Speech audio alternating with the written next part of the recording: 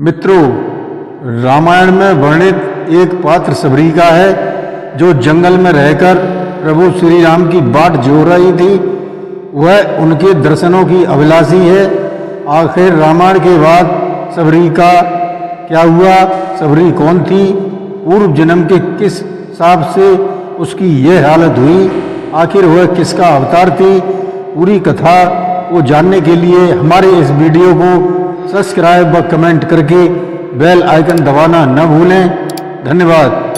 नमस्कार, मैं Ranveer Singh lotus entertainment में आपका हार्दिक स्वागत करता हूं। मित्रों, रामायण में वनवास के दौरान जब रावण और माता सीता का हरण करके ले गया था, उस समय भगवान श्री राम माता सीता को ढूंढते हुए जंगल में सबरी से मिले थे। लेकिन सबरी की कहानी शुरू करने से पहले भी यह जानना बेहद जरूरी है कि आखिर सबरी पूर्व जन्म में कौन थी, वह किस अवतार में थी। पद्म पुराण में एक लेख के अनुसार सबरी पूर्व जन्म में एक स्वर्ग की अप्सरा थी जो देवराज इंद्र के दरबार में नृत्य किया करती थी। एक बार स्वर्ग में देवराज इंद्र का दरबार लगा हुआ था। सभी नृत्यांगनाएं नृत्य कर रही थी। ठीक उसी समय दरबार में भगवान विष्णु का आगमन हुआ। तब देवराज इंद्र ने बड़े ही आदर और सम्मान के साथ उनका स्वागत किया और उन्हें सम्मान के साथ बिठाया। तभी उन नृत्यांगनाओं के बीच नृत्य कर रही एक अप्सरा विष्णु भगवान पर मोहित हो जाती है। वो नृत्यांगना नारायण को निहारते निहारते अपना नृत्य भूल गई। जैसे ही देवराज ने देखा, उन्होंने तुरंत नाराज होकर उस अप्सरा को श्राप दे दिया, जाओ पृथ्वी पर मनुष्य हो जाओ। तब उस अप्सरा ने देवराज से विनती की और उन्हें बताया वह तो सिर्फ अपने भगवान के दर्शन कर रही थी, इसलिए वह उनके दर्शन करते करते इतना खो गई कि उसे नृत्य करते समय यह ध्यान ही नहीं रहा।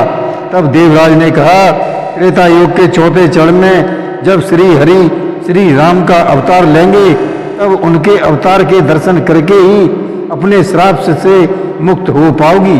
यह कहते हुए देवराज इंद्र के शाप से अप्सरा इस जन्म में रानी के रूप में हुआ, जिसका नाम परमहेशी था।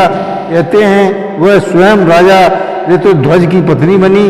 एक बार रानी परमहेशी और राजा ऋतुध्वज कुंभ में नहाने गए। वहाँ रानी परमहेशी ने अपने लिए बनाए गए अलग अलग स्नान घरों में स्नान किया। पास में ऋषि मुनियों को हवन करते हुए देखकर रानी ने राजा से ऋषि मुनियों के बीच बैठकर यज्ञ आहुति करने की अनुमति मांगी।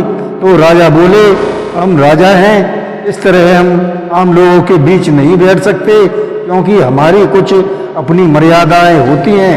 यह सुनकर रानी परमहेशी बहुत दुखी हुई और फिर रात्रि को उसी घाट पर जाकर रोने लगी और भगवान विष्णु से प्रार्थना की कि अगले जन्म में मैं न तो ज़्यादा रूपमान बनाए और ना ही कोई रानी। इसके बाद रानी परमहेशी ने गंगा मैया में जल समाधि ले ली। इसके बाद उस रानी का जन्म एक भील जाति के कबीले के मुखिया के यहाँ हुआ और उनका नाम सवर्णा था। इनकी माता का नाम इंदुमती और पिता का नाम अज था। सबरी को पशुओं की भाषा का भी ज्ञान था और उनके प्रति मन में हमेशा दया का भाव रहता था। सबरी धीरे धीरे बड़ी होने लगी। तब इनके माता और पिता ने इनके विवाह की तैयारियां शुरू की।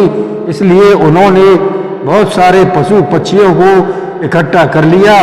तब सबरी ने अपनी माता से पूछा, इतने पशु पक्षियों को क्यों इकट्ठा किया जा रहा है?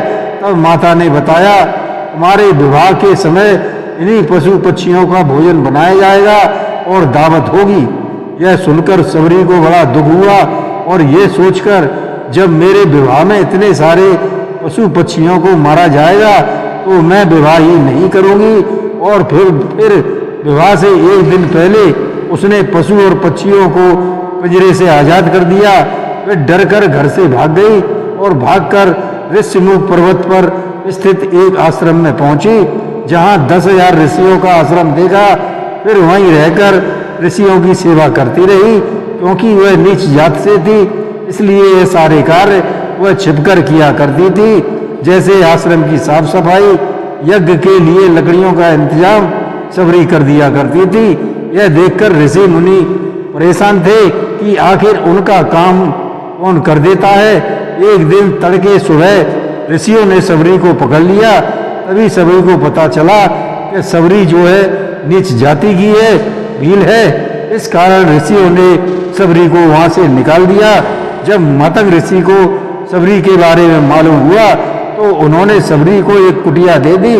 एक दिन मातंग ऋषि ने सबरी को बुलाकर कहा, सबरी, अब मैं यह देह त्याग रहा हूँ, तुम हमेशा श्री राम की आराधना करना। तब सबरी ने पूछा, श्री राम कौन है और वे मुझे कैसे मिलेंगे? तब मातंग ऋषि ने कहा, श्री राम खुद तुम्हारी कुटिया पर आएंगे और तुम्हारा उद्धार करेंगे। इसके बाद सबरी रोजाना भगवान श्री राम का इंतजार करती रहती थी और नित्य उनके मार्ग में फूल बिछाया करती थी। वह रोज प्रभु के लिए बेर तोड़कर लाया करती थी। जब एक दिन सबरी चख चख कर बेर इकट्ठा कर रही थी, तब प्रभु श्री राम लक्ष्मण के साथ उसकी कुटिया में आए। तब सबरी ने श्री राम को पहचान लिया और आदर से बिठाकर उन्हें चख चख कर बेर खिलाई। सबरी की इस निष्पक्ष और निश्चल भक्ति को देखकर उन्हें अपने दर्शन दिए और मोक्ष प्रदान किया और उसी समय उन्हें देवराज इंद्र के दिए श्राप से मुक्त कर दिया। तो ये थी सबरी भीलनी की कहानी कि किस तरह देवराज इंद्र ने एक अप्सरा को नीच जाति की सबरी में तब्दील कर दिया और फिर कैसे स्वयं श्री विष्णु ने प्रभु श्री राम का अवतार लेकर सबरी को मुक्ति प्रदान की।